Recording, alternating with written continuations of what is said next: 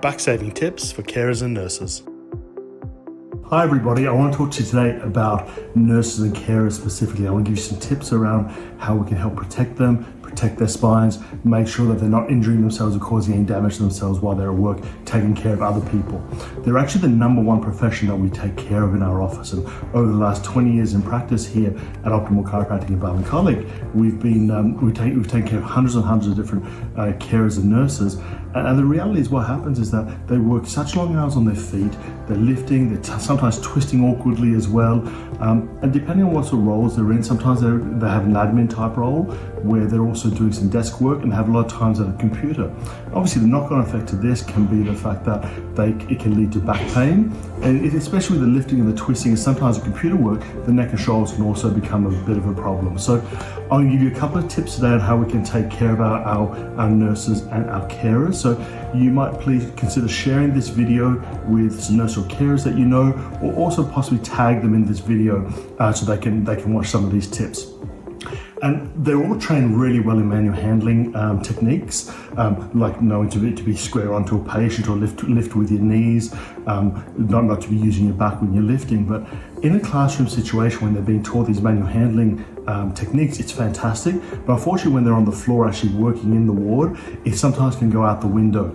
So my advice would actually be things that nurses and carers can do outside of the ward so that they protect their back as well as possible. The first tip I would give is don't skimp on your footwear. It's something I would really recommend highly, so make sure you're having really top quality shoes, but also make sure that you're replacing them on a regular basis. And I would recommend that based on the fact that you're going to be doing a huge number of steps in work every day, you probably want to be looking at changing those shoes every 6 months at the very least.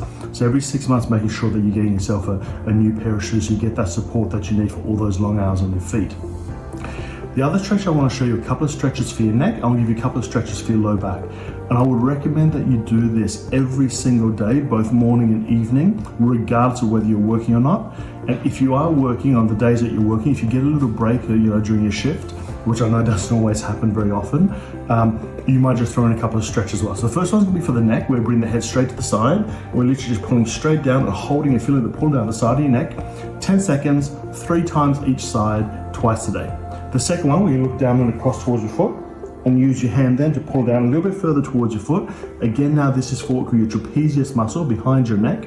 The first one down the side is for your scalenes. So again, 10 seconds, 3 times each side, twice a day. The next 2 stretches are more for the legs and the low back. So one here is for your quads, so your thigh, the front of your leg. And again, with all stretches, we hold them for 10 seconds, 3 times on each side, twice a day. And then the back of your leg, we call your hamstring. We also want to loosen this out. So we're going to bend. For this one, you can put your foot up on a step, toe up to the ceiling, lean forward with your leg straight, and feel that pulling behind your leg.